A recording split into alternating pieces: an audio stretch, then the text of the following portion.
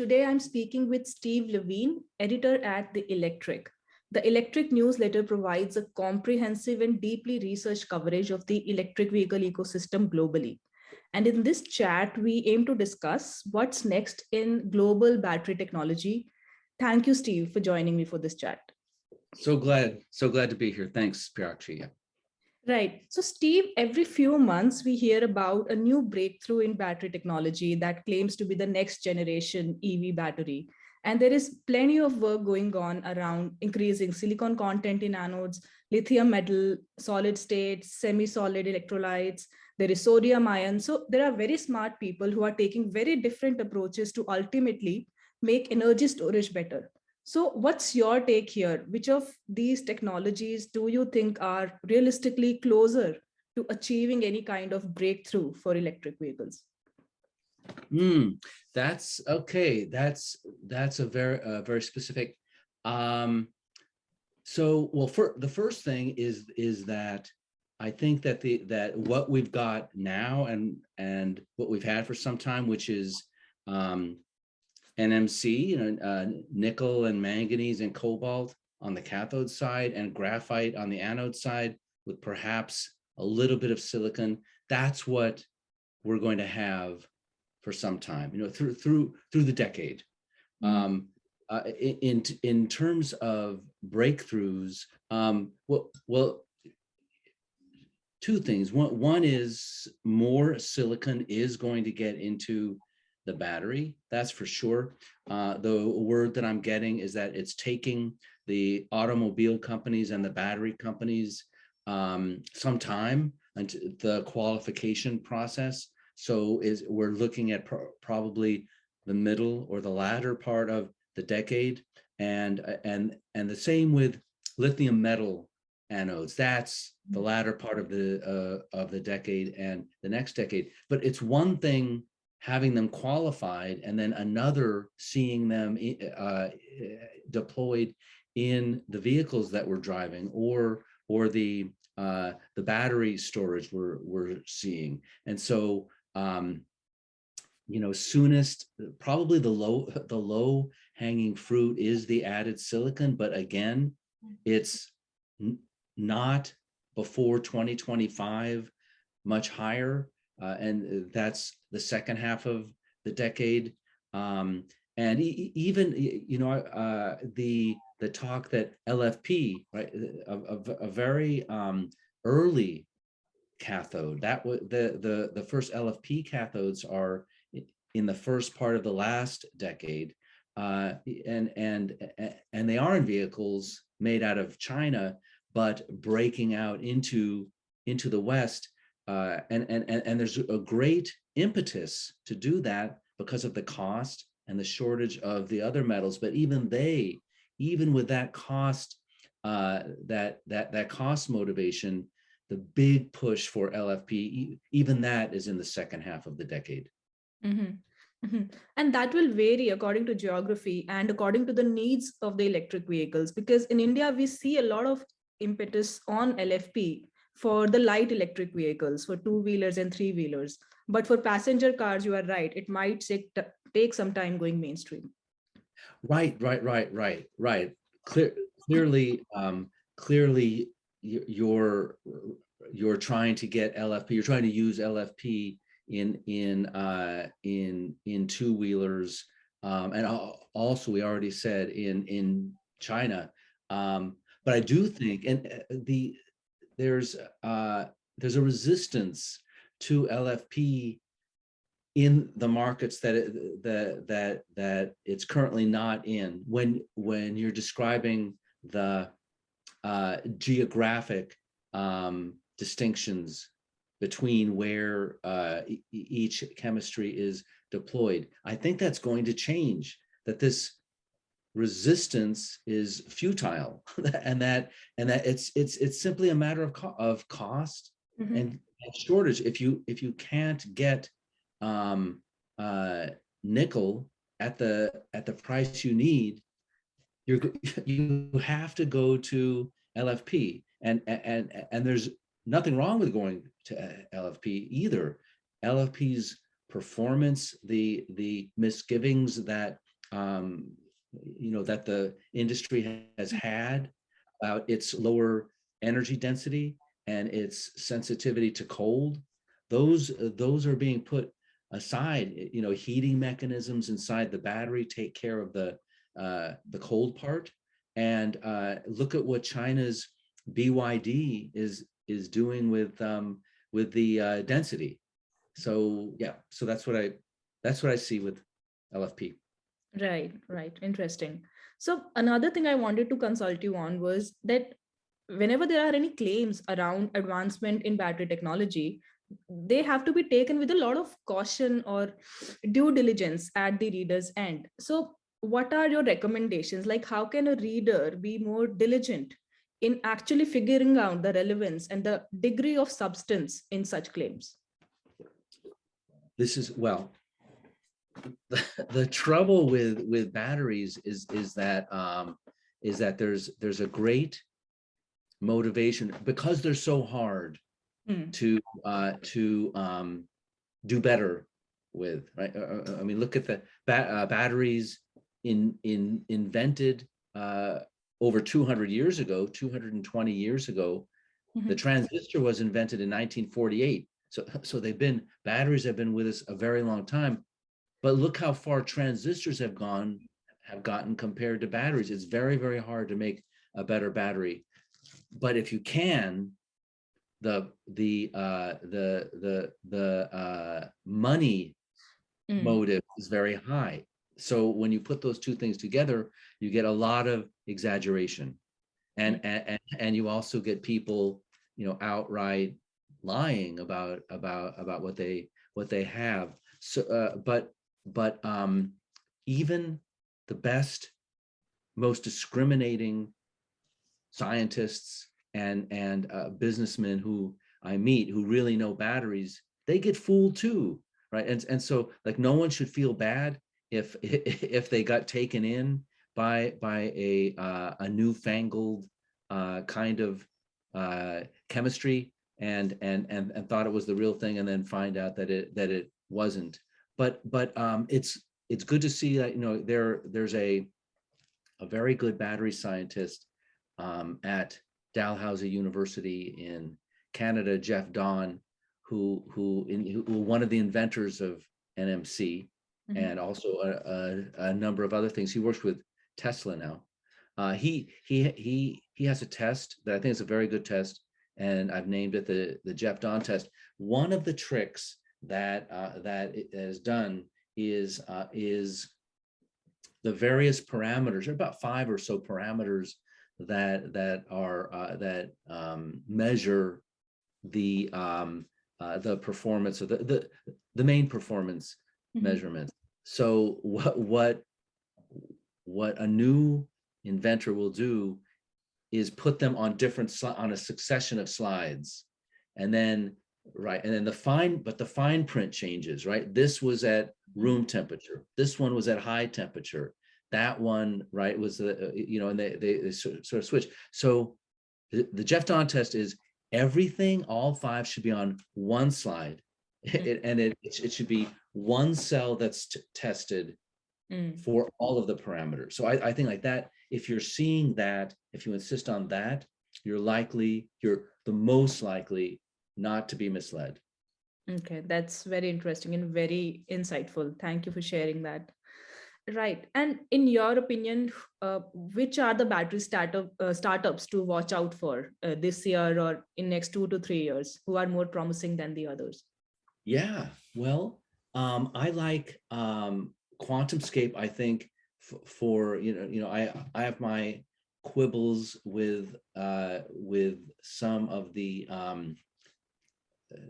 lack of data that QuantumScape releases, but I think generally um, this looks like a very promising play in hybrid lithium metal solid state, hybrid solid state.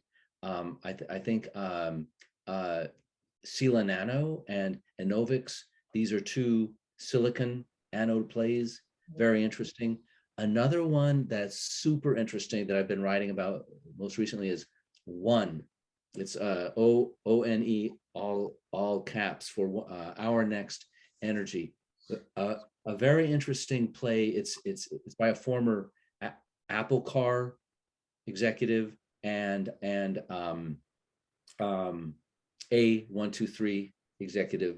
Mujib Ijaz is his name, and it's the play is a double cathode. So one battery that has two cathodes in it, and it's LFP mixed with a high manganese, and then against that, the anode side is lithium metal. And he's getting it's very, very early. He's not inventing any of the chemistries himself. So he's pulling from other companies. Mhm. His secret sauce is, how do I put it all together?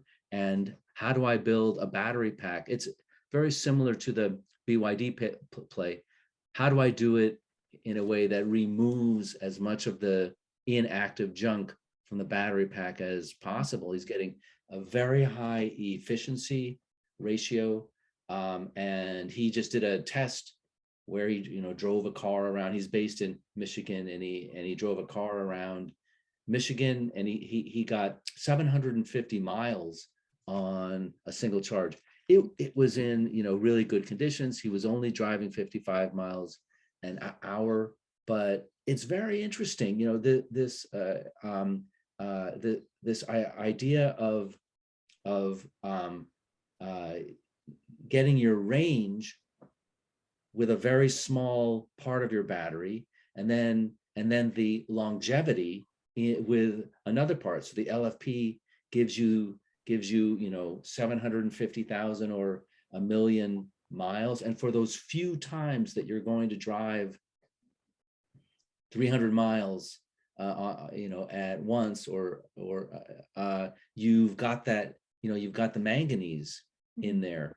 And that, I don't know what his costs are, but if you've noticed, CATL, the Chinese battery maker, also doing a double cathode. They're twinning at LFP and NMC. I see that I find that compelling.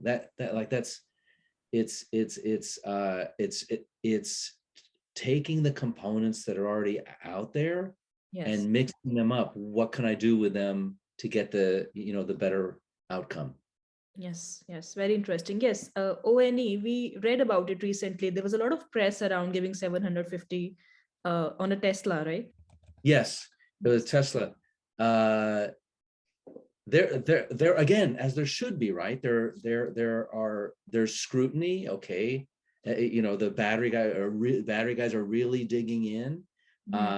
With the asking him for more data. But the thing is, he is a known person, right? So he's been around a long time. So it's not just someone who happened into the industry. So he's given credibility because of that. But Mujib is going to have to come out with the data. Yes, ultimately, right. So going forward, there's a lot of talk about the challenges with raw materials going forward, and we've been seeing trends. The prices of lithium and nickel and other components has been on a rise for more than a year now. So what trends do you see going forward, given your visibility into how the supply chain is building across the board, right from mining and raw materials to the end product? Yeah, this is super important. I think maybe the most important trend right now, more important than what's going on with the chemistries. Yes. And that's that it's been expected and forecast for years now that the middle of this decade is the inflection point where battery powered cars and combustion cars cost the same to build. And therefore, that when you walk into when you're shopping for a vehicle and you look at a combustion vehicle and a very, very similar electric vehicle, that they cost around the same in the beginning, right then, and then you get the total cost of ownership saving. And it was thought that the drop in the steady decade-long drop in battery cost, that all of that converges in around 2025. Yes. Well, now we've got this surge in battery supply costs, and that year is being pushed into the latter part of the decade. How long?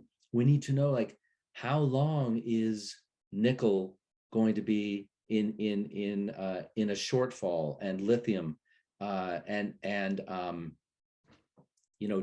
depending how long this goes, you're pushing that parity year. And why is that important? Because that's the difference between a very rich person being able to buy a Tesla S Plaid, and ordinary people being able to buy these vehicles. And so that's the biggest trend. That's the biggest trend of all. And that's that's the main reason why I'm seeing this. I see this future of LFP. Why? And so even when I hate to keep beating this drum, but I think it's underestimated by car makers, by most car makers, and it's also underestimated by analysts, how dramatic the shift is going to be. So when you look at the forecasts going all the way to the end of the decade, high nickel still has 2/3 of the market. LFP only grows to, in the most bullish forecasts for LFP, 1/3 of the market. So if nickel is for premium luxury cars that go 500 miles, and LFP is for everyone else, how is it that the luxury, does that mean that 2/3 of the people are super wealthy? No, they're not. And it's the other way. And this shortfall, the laws of survival, Darwin tells us that the battery companies and the car companies are going to at some point soon rush into LFP in order to take advantage of the plenitude. There's no shortage of iron everywhere in the world, and just to close that out, Elon Musk has said that 2/3 of the vehicles he sells are going to be LFP, and his whole energy storage is also going to be LFP, and the rest of the industry tends to follow what Tesla does, because they're terrified of becoming Nokia or becoming Kodak. In other words, going out of business. Right.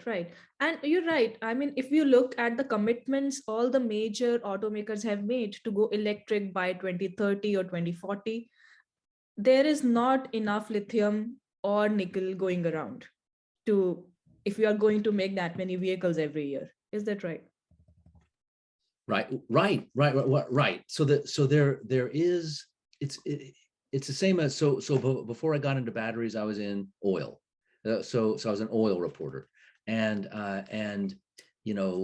if you look at the history of oil all the way through the 150 years, every so often there was a scare about shortages of oil. We were running out of oil, and the prices shot up. As soon as the prices shoot up, that incentivizes explorers to find more oil, so we never ran out of oil. That will happen with these metals too, but it's a commodity. So now we've got this surge in prices. We've got the shortages. There, technically speaking, there's plenty of lithium around in the world, but there has to be the technology for deriving it. A lot of it is in brine, and in very small proportions in the brine. So it has to be economic to get that out and turn it into lithium hydroxide and lithium carbonate.